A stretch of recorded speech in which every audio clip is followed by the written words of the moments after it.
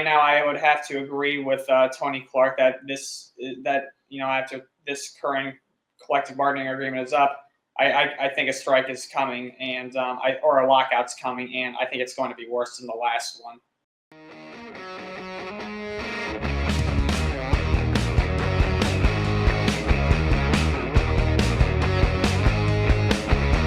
Hello, everyone, and welcome to another episode of Hitting for the Cycle. This is my co-host, Ryan Touhey Ben Kruse. Ryan, we're at Saturday, March 8th, I'm pretty sure. Yep. And we're now within the next, 3 weeks until opening day. So how are you doing, my friend? You know, the weather continues to improve, I would say, week on, week out. March Madness is coming up very shortly. NFL agency, I don't know if you care about that stuff, but that's coming on Monday. The vibes are high, and can't wait to talk some more baseball with you today. Yeah, the weather is getting a little better, slowly but surely. It's been windy, though, the past couple of days, which hasn't been that pleasant. I did enjoy some very beautiful weather, though, this past weekend, or last weekend, I should say. I was in Denver, Colorado, visiting a friend of mine out there, and we got some of the best weather you could possibly imagine. It was gorgeous, mid to high 60s throughout the weekend in Denver, but we also went outside of Denver. We went skiing for a day, and even that was gorgeous as well. So that was an awesome weekend. I definitely needed that. And now I'm back, unfortunately. Well, I've been back for a little while, but the good news is, like you said, baseball is right around the corner. Opening day is in just about 3 weeks. Actually, a little less than that if you count the baseball season in general, with the Cubs and the Dodgers playing 2 games in Tokyo. That's in like 2 weeks. So, yeah, it's quickly approaching, and I'm excited for it. And, yeah, I'm excited for March Madness. Since my team that I typically root for, Seton Hall, isn't having a good year this year, or didn't have a good year, my allegiance is now going for St. John's because my grandfather's a graduate. Fair enough. All right, but before we get into this overall episode, as usual, make sure to follow us on Hitting for the Cycle on the Empty the Bench podcast network at ETB Network. Make sure to subscribe to Empty Bench Network wherever you may get your podcast, YouTube, and others, Facebook, and other places as well, too. You can find us. Make sure to follow us at Hitting for the Cycle at HFTC. Make sure to also follow us on youtube.com/ETB Network. Make sure to listen to Hitting for the Cycle wherever you get your podcast. And Hitting for the Cycle is presented by Playback. All right. So, Ryan, in today's episode, we're going to get into a couple things specifically. We're going to start specifically with how the MLB might be going into another lockout, unfortunately, in the next couple of years, potentially in 2026. We're also going to get into Lawrence Butler, the A's. The A's, of course, been making a lot of moves, as, of course, they're not only moving on to Sacramento, but they are extending a couple of their young, talented players, which is awesome to see. So we're going to talk about that. We're also going to talk specifically about Vlad Jr. and his overall remarks about how the Blue Jays basically perceived him via his contract offer. And also the spring training injuries are going to be starting to mount up. And, of course, Ron, we have to talk about that because why not? I mean, we talked a lot about that last year. We're going to have to talk about that now because, I thought that this year we'd be a little bit more, on the leeway out of it, but apparently not. So we're going to have to go back to talking about that. All right, so Ryan, I'll take it over to you, my friend, about this 2026 lockout. This is kind of something I didn't really see much into detail about, but if you kind of want to give us kind of some more detail about it, by all means. Yes, so basically there was a report that came out last week that Tony Clark, the leader of the Major League Baseball Players Association, he released a statement last Friday, February 28th. He said, unless I am mistaken, the league has come out and said that there's going to be a work stoppage. Or he's the union's executive director. That's his direct title. And he said that I don't think I'm speaking out of school in that regard. So basically, it was just a brief statement. But basically, Clark is just warning people that be ready because in all likelihood, there is going to be a work stoppage after the current collective bargaining agreement expires at the end of the 2026 season. And for me, when I heard this news, I wasn't shocked that this is already being brought up. And I mean, in the previous, once the previous collective bargaining agreement expired, the majority of baseball fans knew that it was heading for a lockout. The sides had grown more distant a little bit and a little more resentful, similar to how it was in the old days. I mean, from like 2002 through the end of the previous CBA, the two sides were relatively peaceful, I would say, for the most part. I mean, they kind of learned from the 1994 Major League Baseball strike, and they really tried to work hard to make sure that never happens again. However, that was over 30 years ago now, and now the two sides, I think, are starting to show fractures in their partnership, or they don't have a partnership, but they're starting to show cracks in their tolerance for one another, and the ugliness is starting to rear its head again after all these years. And unfortunately, the way that Major League Baseball is or has been, with no salary cap or anything like that, players are making more money today than they ever have before. Owners have been dying for a salary cap for years and years and years, and that's something that they will always bring up to the negotiating table with the beginning of every collective bargaining agreement negotiation. However, the Players Association will not budge with that. They have been very clear that they will not accept a salary cap. The MLBPA Association is very strong. It's a very strong union, and they are united, as one, and they are all about looking out for the best interests of the individual, the baseball player. It's not about the team when it comes to the Major League Baseball Players Association. And you know what? When it comes to them and the owners, fans, they're put to the side for the most part. This is all about money. It's all business, and that's the harsh reality of this. And it's the harsh reality of sports. People, as fans, we have a right to complain and voice our opinions and call these guys greedy, power hungry, and money hungry, whatever you want to call it. We have a right to feel that way. These guys are making a crap load of money for playing baseball. So, we have a right to voice our opinions. However, this is still a business at the end of the day. For them, a couple of $1 million is nothing. And this is the way that they perceive the game. And, it's just the way that it is. I hope, this doesn't happen, obviously, but I think it's going to happen, even after the way that the last negotiation, way the last time this happened went before the 2022 season. We all knew that was going to happen. They were saying that the owners were going to lock out the players, long before the CBA expired. We were just hoping that it wouldn't wipe out too much of the season. And fortunately, it did not. I mean, it delayed the start of the season, and spring training had to be reduced. But, they managed to get a full 162-game season. Unfortunately, this time around, if there is going to be a lockout this time around, I think it's going to be worse than the last one. And I think it will affect the number of games played during the regular season. And, I just hope that these two sides, try their very best to get a new deal done. I mean, like I said, we still got 2 more seasons left under this current CBA agreement. But I don't like the direction that this could be going. I think it's going to rear its ugly head.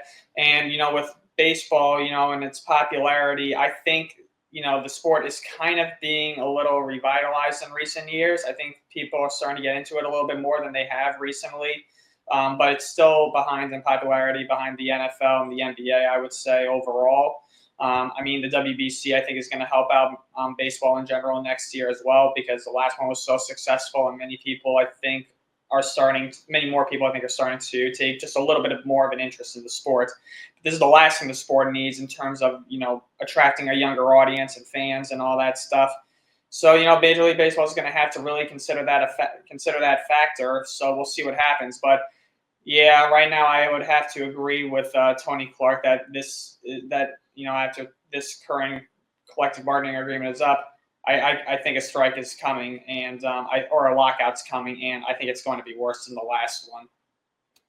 Yeah, you just hopefully hope for the best, right? I still remember, a couple of seasons ago, the Red Sox had a game against the Twins, and this was like in mid-April, and Obviously the lockout happened, and I remember essentially where I was. I was actually on an Amtrak train. I think going down to see my buddy, and when Jeff Passan had, I mean, there's countless weeks, Ryan. I still remember that overall lockout process of like, come on, you guys gotta just get a deal done, because it just felt like there was so much hardball between the players union and the owners. And I just don't know if we're going to get lucky this time around, the next couple of seasons. But like you said, we got 2 more years of the CBA, and just hoping specifically that they kind of come to an agreement. Because yeah, I know that you mentioned, Ryan. We still have another 2 years of it, but it's going to go like this. Obviously you don't want to have going into 20. You want to go into next year and kind of start talking about it. So Tony Clark does have an overall case about that. He could very well see a lockout coming in 2026. Especially with the collective bargaining agreement that's set to expire on December 1st. So it feels like it's a long ways away, but it really doesn't. When you kind of look about it. So I'll cross my fingers that we don't have to go through a here we go again type of situation like we did a couple years ago, but we very well could. All right, we're gonna get into our next topic here, and that's talking about the Las Vegas A's. We're gonna have to get so used to talking about that, Ryan, as the A's and Lawrence Butler have agreed on a 7-year, $65.5 million extension. And before we get into Lawrence Butler, I just want to make a quick round of applause to A's fans that are out there. Because, I mean, they were in complete deep hell for years. Their ownership was absolutely atrocious, which I still think it is pretty much still to this day. I mean, obviously this offseason's been a lot better for them. But for so long, I mean, between them having to move out of Oakland and just everything kind of about the whole entire franchise being basically in complete shambles, um, you know, things like this specifically, typically in the past, would never happen to the A's because they're just so cheap as ownership. And they never hand out contracts like this. But one specifically reason why they have been doing it is because the moving of the overall franchise. That's, I think, one thing that the franchise is actually starting to get some pressure to hopefully have this have a lot of players playing for this new team now, which is, like I said, very weird to say, but something that hopefully I'll kind of get used to saying for a while. But yeah, Butler is kind of one of their young potential phenom. I think he could definitely be one of the most underrated players as of right now. He's only 24 years old, and they already linked up Brent Rooker earlier on this offseason to a long-term extension. So the A's are really doing a really good job of keeping two of their household names that they have specifically with the team, and that only should help them moving forward because you at least have some attraction for other players potentially to come to your team. Just looking at Butler's stats from last year, he had 22 homers, a 262 average, 317 OBP, a 490 slug, 130 WRC plus, so obviously 30 points higher than league average, and a 3.3 WAR. So he was a very solid player, Ryan, last year for the A's, and I think that he definitely deserves the contract that he got with the team. So the A's obviously handed out Luis Severino a contract. So that was obviously kind of the first of, whoa, the A's, look at them kind of starting to do some things. And then they linked up Butler and Rooker to extension. So clap it for A's fans. I'm really happy for them. I'm also really happy for one of my guys, Isaiah, who is on my other podcast, who's an A's fan. Really had to go through it for years. And so I'm really happy for him as well, too. So Lawrence Butler is now officially going to be a long-term member of the A's. And what's your reaction to it? Well, good for the A's and good for Lawrence Butler. That's all I can say. You mentioned how Butler had a solid season last year. He actually got off to a slow start last season, but and he actually got demoted for a little bit at the beginning of 2024. He returned to the team on June 18th, and from that point on, when he was up, he actually hit .291 with 20 home runs and 15 stolen bases. And I'm reading this off of ESPN from Jeff Passan. So, yes, the A's have extended Butler for 7 years and $65.5 million. This also includes a club option. And like you mentioned, the A's are kind of building this new generation of ball players around him and Brent Rooker. And, like you mentioned, the A's have also made some other offseason moves. The biggest one was bringing in Luis Severino for that 3-year contract. And they also brought in some other arms like Jeffrey Springs and Jose Leclerc. Mm-hmm. So, the A's, I'd say, are, they're in pretty decent shape for the foreseeable future, and they can only go up from here. So, yeah, I think that this is good.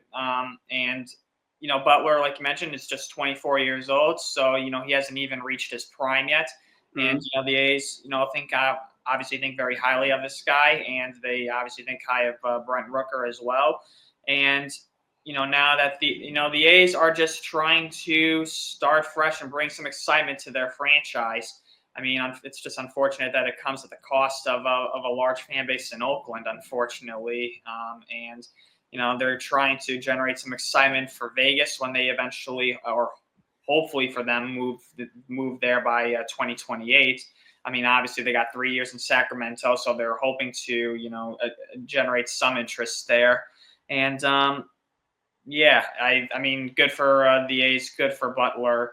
But I still feel for the fans of Oakland, and I still think that this is just kind of a slap in the face to them as well. Like, now you're doing this, of course, when you're already done with Oakland. So, yeah, like I said, it's nice to see the A's doing something, but at the same time, like, it kind of leaves a sour taste in my mouth as well. Like, this is just like an ultimate middle finger to the fans of Oakland. Yeah, I mean, like you mentioned, obviously it's like you're doing it now, and you're doing it specifically when we have to move to a AAA park out of all places. So it sucks. But I do think that for the, like you said, they got Leclerc, their bullpen, who should help a lot. They have Sevy, Jeffrey Springs. So wouldn't be surprised if the A's, I don't know where I had them in our standing projection, but I wouldn't be surprised if they had around 65, 75 wins. I wouldn't. I think a team like the Angels is going to take a step back. I picked them to finish third. I picked them to finish third in the West this year. I mean, heck, I could see it. I wouldn't be surprised about it. I mean, outside of the Astros and the Rangers, I really think specifically kind of those last three. I mean, I will say Seattle's probably third, at least to me. But at least the last two, I think very well could. I can really see the A's being a fourth place team. And I mean, I know a lot of people are saying, well, fourth place is fourth place. Why does it matter? For A's fans, I think it matters a lot because, they just been in the deep gutter for years. And they just want to see, like we talked about, just positivity and coming on the upswing. So really good for A's fans. And just hopefully, things kind of continue from here on out. Yeah. I mean, the A's. You kind of look at their core. I mean, it's Rooker, Butler, JJ Bleday, Shea Langoliers. I mean, and like I mentioned with the rotation with Springs and Severino, you obviously got Mason Miller, arguably on the best. Yeah, Miller too. Yep. Yeah, I mean, the A's. Keep an eye out on them this season. They can make some noise. Yeah, they could be not a pushover for sure. They're going to remind me. There has to probably be a team from last year, Ryan, that didn't make the playoffs, but definitely wasn't a pushover. And I feel like the A's could be basically that year's version of that team. There definitely has to be a team out there that we probably remember. I mean, the Rays, I guess. I mean, your Red Sox. I guess us. I guess the A's will be the Red Sox of us last year. I can see that. Yeah, I mean, the Red Sox won 81 and 81 last year. I had the A's in our prediction going 80 and 82 this season. All right. Well, I mean, yeah, that's fair then. But yeah, the A's, I think, are definitely back on the rise, and I think they're going to be a contending team within the next 2 to 3 seasons. I think by 2026 or 27, they'll be a respectable team again. Yeah, actually, next year's 26. I mean, 27 to 28. Either 27 or 2028. I think they'll be a respectable team again. Yeah, now you just have to have the fan base just hopefully back them up, because I know that probably a ton of people that are from the Oakland, I'd say maybe half of them are probably going to follow the team, but I bet there's kind of that second half is like, come on, like, we were so loyal to being there at that place for so long, and they're probably going to support the organization, but they're probably not going to go follow them to a specifically new place. Oh, I think they'll stick with them for the most part during their days in Sacramento. I mean, I think most Oakland fans, most Oakland A's fans will stick with the team. I mean, once you fall in love with something, it doesn't Yeah. just go away. So Yeah, I think the majority of them will stick with them. But it's just hard when they just move to a different state. It's just Yeah. not. Yeah, it's gonna be hard regardless. It's not gonna be the same for them, obviously, but they'll still have those diehard loyal fans, and hopefully those fans do make the trips out there occasionally and bring some of that Oakland Coliseum magic to the A's wherever, whether it's in Sacramento or Vegas. Yeah, and before we get to the Vladi stuff, Oakland is going to be opening up their season for the opening day. I'm just taking a quick look because now I'm curious as of right now. They're going to be opening up their season in Seattle on a 4-game West Coast trip to start the year. So best of luck to the A's in their season, but obviously really good news as they keep one of their young stars. Mm-hmm. And speaking of stars, we're going to go to another guy specifically that was had a contract specific extension expiration date. We talked about this, Ryan, a couple weeks ago, I think, at this point in time, and that is Vlad Jr. from the Toronto Blue Jays. Of course, Vlad and the Blue Jays did not come to a contract extension, and of course, now a lot of question marks are now in terms of where basically everything kind of comes from here on out. Vlad, I guess, took it to the podium with he had an interview with ESPN's Enrique Rojas and Ernesto Jerez, and he basically was starting to clarify some of the details. So, Ryan, I'll take it to you, my friend. What were some of the things that Vladi had in that interview? As of right now, from what it sounds like, his deal sounded to be, at least the extension, was lower than what Juan Soto got with the New York Mets. Yeah, so I'm just reading this off of ESPN. So Vlad Jr. And his agent, they proposed a contract to the Toronto Blue Jays. It's 15 years, and it's less than $600 million. So that's a lot smaller than Juan Soto's contract. I mean, everybody's contract is smaller than Juan Soto's, with the exception of Shohei Ohtani, because he's the only other ball player within the $700 million range.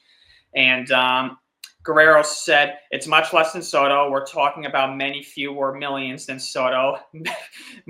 just hearing fewer millions, I'm like, oh, boo-hoo. More than 100 million less. It was the same number of years as Soto's contract, but it didn't reach 600 million. The last number we gave them as a counteroffer didn't reach 600. And he goes, and Guerrero, like I said, I'm still reading this off of ESPN. Guerrero says, I know the business. I lowered the salary demands a bit, but I also lowered the number of years. I'm looking for 14 years. I would like 14, 15, even 20 if they give them to me, but doing it the right way. And, so let me just preface this. 15 years, sub $600 million. That means he's asking for between $590 million and $600 million. He wants the $590 million range. That's what I'm assuming. So it's a little less than $600 million. So that's his offer now, or that's what he's proposing to the Blue Jays. So the Blue Jays, obviously, we're trying to lock up Guerrero during spring training. Obviously, that didn't happen. So Guerrero came out with this, and it really just depends on if the Blue Jays are willing to, bite the bullet and give Vladdy what he wants. However, are the Blue Jays willing to do that? I mean, that would be obviously I think by far that would be the biggest contract in Toronto Blue Jay history. I don't think anybody would come close to that. I mean, the Blue Jays, in terms of their payroll, I think they're in like the middle of the pack in terms of all teams. If they dedicate themselves to a deal of this magnitude, I don't know if that's going to allow them to go out and get other free agents in any off season. So I feel like it would just be a team built around Vlad Jr. You would have to use a lot from the farm system to try and build a competitive team around him. It really just depends on, if the Blue Jays are comfortable doing this. I mean, Vlad is a hell of a ball player. I mean, he's gotten better, I think, over the years. And he's only 26 years old, if I'm not mistaken. So he's still in his prime. And he has become the face of the Blue Jays now, and he's been the face of the team for the past couple of 25. seasons. Oh, he's only 25. Oh, wow. Yeah, he's going to be 26 on March 16th. So within the next week. He's just about to hit his prime. And like I mentioned, he's my pick to win the American League MVP award this season, and I feel pretty strongly about that. If not, I think he's going to come in at least the top 3.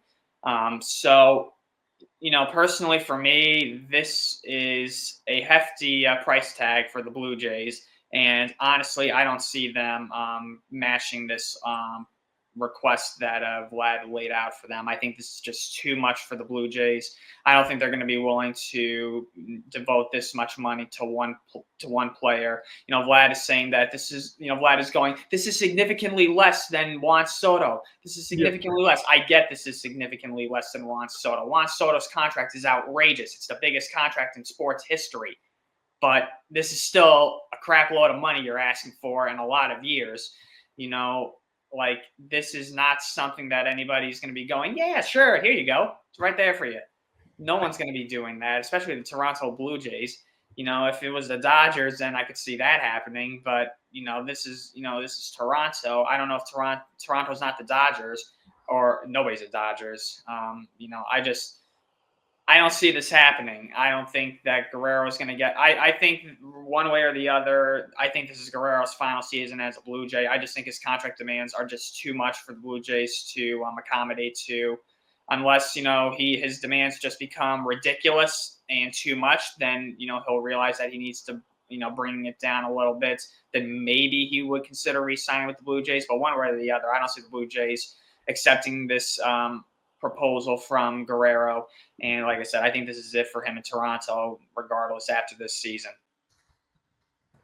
Yeah, I mean, when he said that he's lowering his deal down less than Soto, like you mentioned, I think that, that's still a lot of money. And I know that the two teams that I still are going to be looking at Vladdy's services right now are potentially two teams that, one, I don't know if, as much of a billionaire this man is, I don't know if he wants to hand out another long-term contract like this after he just paid Hinton, Juan Soto. And this other team, yes, of course, they made some great moves this offseason, but are they ready to land out a massive, massive contract to a guy specifically? I mean, that's in his prime, but would have to take a toll of potentially trading a first baseman that has potentially a lot of promise. And you could probably guess the two teams I'm mentioning because I've already talked about really those two teams. And those are the two teams. Yep, the New York Yankees' two biggest rivals. Yeah. I just think specifically, I mean, you could talk about maybe a sleeper pick type of team. Like I did mention, I think the Nationals over there. But for a fact the Nationals are a really young team. And I don't know if they're ready to hand out a massive long-term deal like this. So, Vladdy's going to have to prove himself this year. I mean, as great of a player that he is, Soto this past year, you can argue with me, Ron, or not, but he had a fantastic year with you guys last year that he deserved. I mean, I know that his defense is obviously not great, but he proved at least, that he took the team to the World Series for the first time in a long time. So that basically says a lot of things, at least for Soto, and then he got the bag from it. So like you mentioned, if Vladdy, won the MVP this year, yeah, he should be able to get the bag for it. But I do think that he's going to have to lower that, the asking price down, because I just don't think there's a lot of owners as of right now that are going to want to take specifically. I mean, heck, he's right now 25, he's going to be 26. So this specifically would have to be a commitment where he's for a team at least until around 38, 40. So that would be a lot, but you're going to have to take a risk for it. And this guy specifically, is when you look at top power hitters in the game, he's in top 5 easily. Yeah, like I said, it just depends on what the Blue Jays are, concerned with. If they're concerned about, yeah, I don't see it happening. If they're concerned with selling tickets and merchandise and putting his face up on a billboard every season, if that's what they're concerned with more than than putting out a competitive team on the field every year, then then I would see that happening. But I just don't think that the Blue Jays are all about that. I think they want to be competitive, and I think they want to win.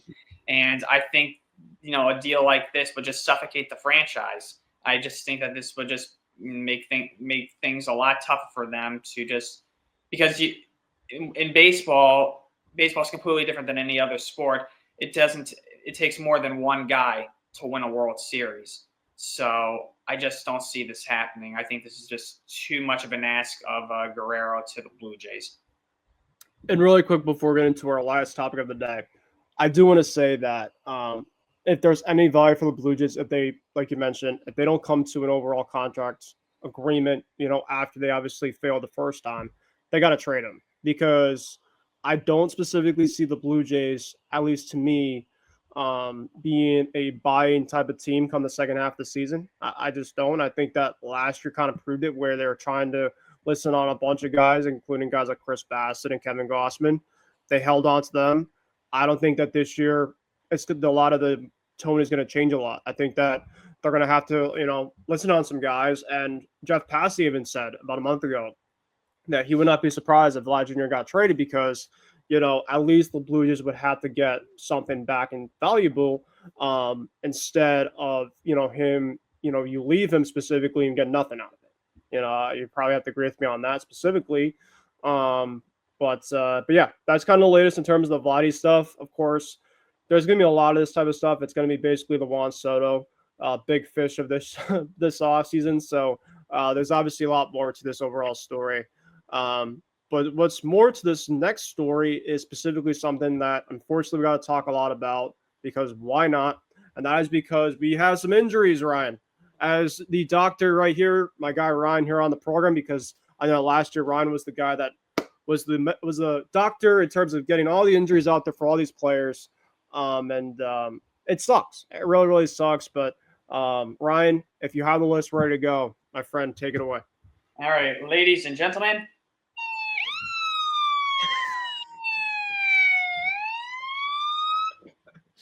Time to get the scalpels and face masks out. We're heading the emergency room. So yes, some pretty big names are taking a hit in spring training already. Not very good to hear. So let's begin with George Kirby of the Seattle Mariners. The Mariners, rotation has been praised obviously for the depth and the arms that they got out there, including Kirby with guys like Luis Castillo and Logan Gilbert and Brian Wu. The Mariners rotation has been lauded, and it was the reason why they finished last season with a winning record. It wasn't the reason that the Mariners fell apart last year. That was their offense. However, George Kirby is going to miss some time because he's dealing with some shoulder inflammation. So that is a pretty big hit to the Mariner rotation because they rely more on their pitching more than their hitting. So that's not ideal for them at all. Christian Walker of the Houston Astros, their big offseason acquisition. He's dealing with an oblique injury. Last season, he also dealt with an oblique injury. Now, for the Astros, according to Joe Espada, hold on a second right here while I just pull up this article on Christian Walker. So the Astros were Walker went to get an MRI on his oblique, and apparently they are relieved with the results. So his MRI results came back clean, and Espada said that Walker was returning to the actual spring training camp on Friday, so yesterday at the time of this recording. So Walker, is still not he's still not ruled out for opening day yet. I just want to make that clear. There's been the MRI did not show a strain or anything like that on his oblique. So, there's still, that's good news for Walker. So right now he's day to day, and they're going to just take it easy with him for a couple of days. And, hopefully for the Astros, he's ready for opening day and doesn't miss any time. But he is going to probably take it easy over the next couple of days during spring training. Gunnar Henderson. He is dealing with an intercostal muscle strain. That is a massive hit for the Orioles if he has to miss any time. Henderson is their biggest offensive threat. I mean, the Orioles, I know, have guys like Adley Rutschman and Ryan Mountcastle to help them out. Cedric Mullins, I guess, even though he had a pretty tough season last year. But the Orioles rely a lot on Henderson. He's a big power threat for them. So, losing him for any amount of time, especially at the beginning of the season when there's so much emphasis on, other teams starting lineups, especially in the American League East, especially the Red Sox and the Yanks. That would be a big hit for the Orioles if Henderson went down. And my Yankees. Where do I start with this? I already got a freaking shopping list of injuries that we've got going on right now. I'm sorry. It's the same song and dance every freaking season. It's been going on like this since 2019, maybe even longer than that, if I'm not mistaken. So the Yankees' starting rotation is also getting hit with some pretty tough injuries. Luis Gil is going to miss at least 3 months with a lat strain. Gil obviously is the reigning AL Rookie of the Year winner. He was phenomenal for the Yankees. He actually filled in the void for Garrett Cole last season when Cole went down with an injury, and Gil was just tremendous. But Gil is already starting to build up a reputation of being an injury-prone player because he had Tommy John surgery just 3 seasons ago, or 2 seasons ago, and now here he is with a lat strain. So already, I can't really say I'm surprised. Gil throws so freaking hard, and he was coming off Tommy John surgery last year. The amount of innings that he threw and how hard he threw, I can't say I'm surprised that he's going to miss some time at the beginning of the season. And like I mentioned, he did such a good job filling in for Garrett Cole last season that it's going to be a tough loss for the Yankees. And speaking of Garrett Cole is going in for an MRI, I believe this weekend. I don't know what day it is yet necessarily that he's planning on going in, but Cole got rocked in his previous spring training start against the Twins, and because of that, he is going in for an MRI. And according to him, he is scared to death about this. And this is the same thing that happened last year almost, where he got rocked in a spring training game. Oh, last year he didn't necessarily get rocked. He just said that he wasn't feeling, right when he finished a start against the Blue Jays. Coincidentally, I was at that spring training game against the Blue Jays last year. But after that start, he just felt like he threw more innings and threw more pitches than he actually threw. And so because of that, he went to get an MRI. Unfortunately for him, it wasn't anything serious, but he did miss the first 2.5 months of the season. He came back in June.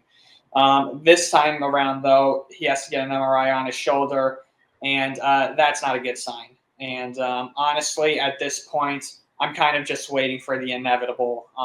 He has not gotten you-know-what, but I think his luck is kind of running out here. He's almost 35 years old, and I think all the years of just powering through hitters, I think, is just going to catch up to him eventually. And I'm kind of expecting the worst here. I don't like the sound of this at all. And the Yankees, I think, are holding their breath. The Yankees are holding their breath, obviously. But yes, Garrett Cole, in all likelihood, is going to miss some time. I think they're pretty obvious at this point that he's going to not be ready for opening day again. And I just hope he's able to come back at some point this season. That's all I'm asking for. But right now, it doesn't sound too good for Garrett Cole. So that's 2 out of the starting 5 pitchers that the Yankees had initially planned for their rotation this year. So right now, the Yankees' rotation consists of Max Fried, Carlos Rodon, Clark Schmidt, Marcus Stroman. So that's 4. And you obviously need one more starter. So I guess at this point, the option would have to be Carlos Carrasco. He would probably have to get that 5th starter. And if that's the case, then their rotation is significantly weaker than it would have been if you had guys like Gil and Cole in there. But Gil's already gone for 3 months, so that's already been confirmed by Aaron Boone, because Gil didn't even pitch in spring training this year. It won't take him 3 months to heal from a lat strain, but because he's going to be missing spring training, he's going to need an entire spring training to ramp himself up and get ready to come up whenever that is. So he won't, in all likelihood, in all likelihood, he's not going to be ready till mid to late June, in my opinion. And who knows when Cole will be ready. So those are two arms that are down. We also mentioned in our Substack episode that Giancarlo Stanton's going to be missing some time at the beginning of the season. Yeah. By the way, we got some more breaking news about that. I don't know. Whoopee. If you want to hear, I will get to you because I don't want to hurt you even more. But yeah, Can you just stab me in the heart already? 11 minutes ago, Brian Hoke, who of course you know from Yes. Yankees Report, Okay. said that, Giancarlo Stanton said his elbow injuries are considered severe in both elbows. He attributes it to bad adjustments from last season and is unsure when he'll be able to resume baseball activities. If surgery is needed, he said it would be season ending. Of course. It would be. So I didn't want to stab you even more, Ryan. Dude, I'm immune to this at this point. But yeah, the injury bug for you all is bad, and I feel you don't want to wish any team, and especially for your rival, you want to obviously play the best against the best. But you pretty much said it well in terms of all the guys specifically that are out there. I mean, starting with who is it? Christian Walker, of course. It sounds like specifically it's not going to be too severe, right? So I mean, especially for a new acquisition, you want him to obviously be healthy, and I think that for the Astros, they're going to get a really good player over there for sure. George Kirby, I mean, him starting the IL, but did you say, Ryan, it's not going to be serious? I mean, it's probably not going to be at least too long for him. Let me double check. I don't think it was. I mean, he's not going to be ready for opening day. It said that he's going to be starting the season on the IL. Yeah. But they shut him down due to shoulder inflammation. So he's gonna miss opening day. But if I had to guess, I don't think he'll miss the season. I just think he's gonna be missing the first couple of weeks. Yeah, that probably doesn't seem way too much. I mean, typically when a lot of guys specifically miss opening day, but that doesn't mean specifically it's going to be a long-term injury. For the Red Sox, Cutter Crawford and Brian Bayo. Cutter definitely more likely than not won't be ready. I don't think it's going to be long term. And then Brian Bayo, according today from Rob Bradfo, Bayo might not be ready for opening day. So not only your Yankees rotation might be depleted, our Red Sox rotation might be a little depleted, at least coming in. I mean, Crochet, Houck, and Bueller, I mean, probably should be 1, 2, 3.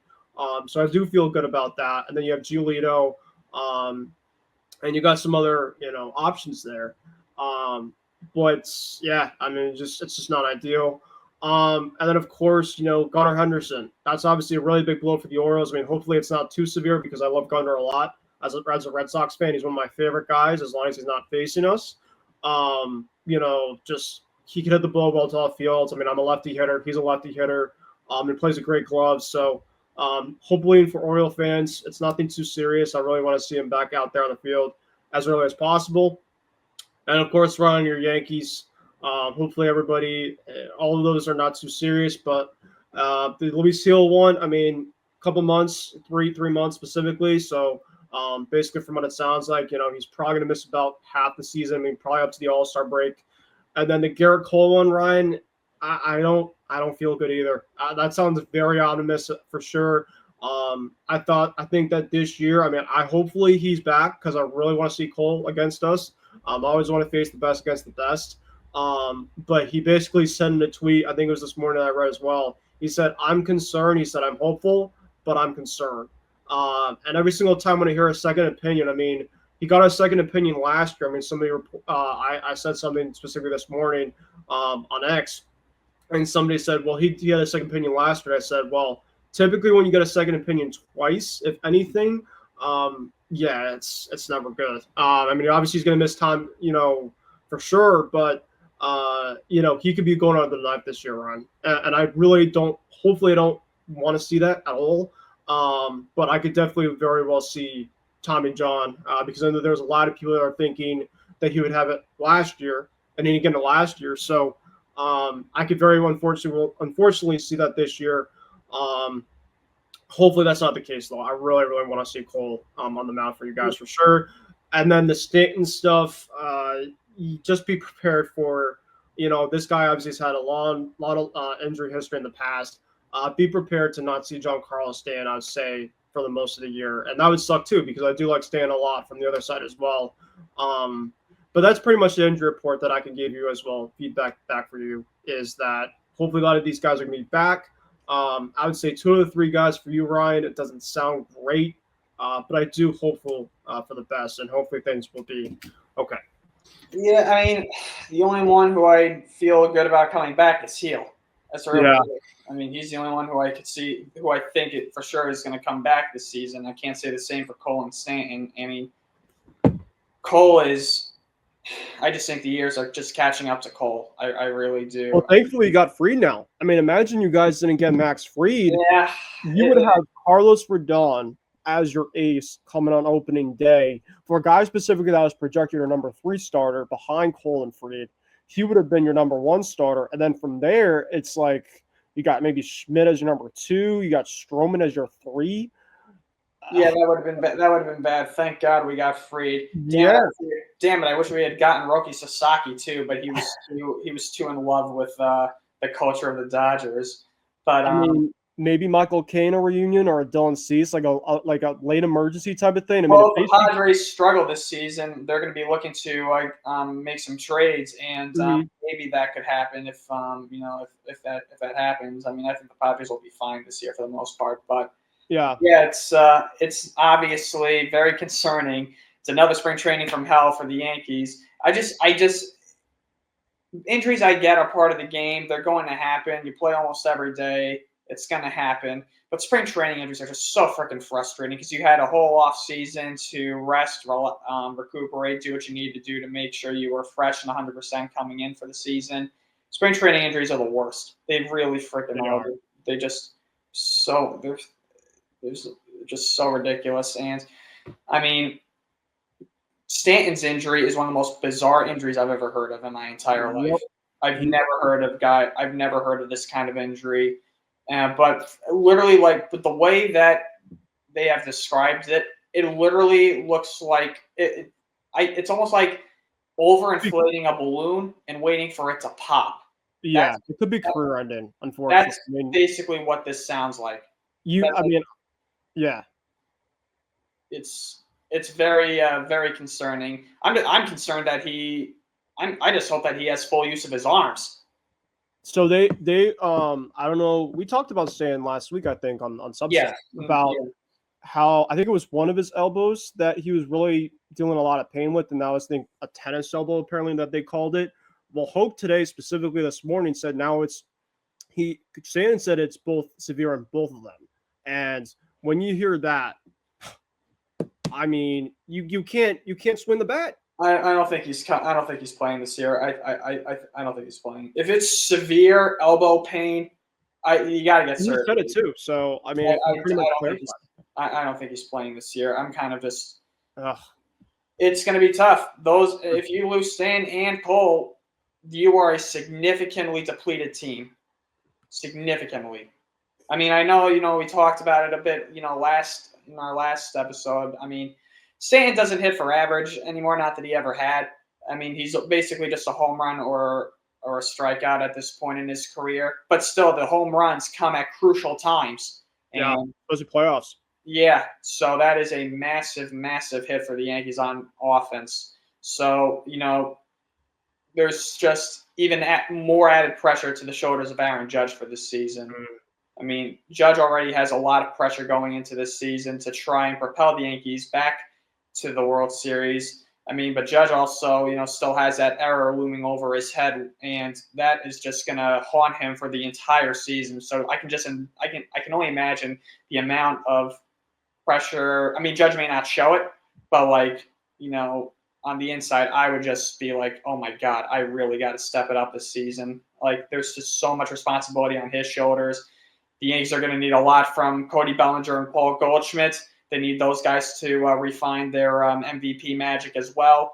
Those 3 guys, Judge, Goldschmidt, and Bellinger, are going to be the 3 guys the Yankees are really going to need to help in the power department. But also the rookies, guys like Dominguez. Well, not even rookies. Dominguez obviously needs to have a good year. Everybody needs to contribute this year. It can't be just It cannot be just a one or two man show like it was last season when it was Soto and Judge doing most of the work and everybody else just pitching in a few times here and there. Everybody needs to be consistent. Everybody needs to pass the baton to one another, and they're gonna have to learn this year. It's gonna be a challenging season for the Yankees. Well, Ryan, I know that you're probably down a lot, and deservedly so, but I will give kind of a shine light, at least, to all of this. And one specific light that you could potentially see out of this is the AL is pretty wide open. I mean, there's not specifically a lot of teams that are still out there, even if you guys have all these injuries, and it'll be for a lot of big time guys. I mean, you could probably still find a way to get in. It's just you would lose your ace and you would lose one of the better power guys out there. It's like if you just have any more injuries potentially throughout the season, it could be a disaster. I just don't want to see that. I really don't. I mean, heck, I would love to see a Yankee downfall more than anything as a Red Sox fan, but that's just me being, it's not even me being a hater. That's just me, just all fun and games, really. But I want to see you guys at your best. I really do. I mean, seeing Cole out there, opening day. I mean, I'm always used to seeing that. Stan obviously having postseason homers. I mean, the guy last year was absolutely unconscious for you guys. And every single time that specific guy would see him up in the playoffs, I knew that one bad pitch, he was just jacking it because he was so locked in. So it just sucks because you obviously want to play your best, even if specifically it's a team that you don't like. But yeah, that's the spring training injury report. And Ryan, I know that you kind of gave one. We haven't had one in a long, long time. So hopefully we don't see more because this is specifically a topic we don't really love to talk about. But prepare specifically for more, unfortunately, and just hopefully, we don't see any. Yeah, but don't worry, we'll see more injuries throughout the course of the regular season. Don't worry about that. All right, well, this will be it for today's episode of Hitting for the Cycle, episode 62. Ryan, we appreciate it, as always, for you coming on to the program. This is Ben Kruse. We will see you guys next week for episode 63 on Hitting for the Cycle. So we'll see you guys then. Take care.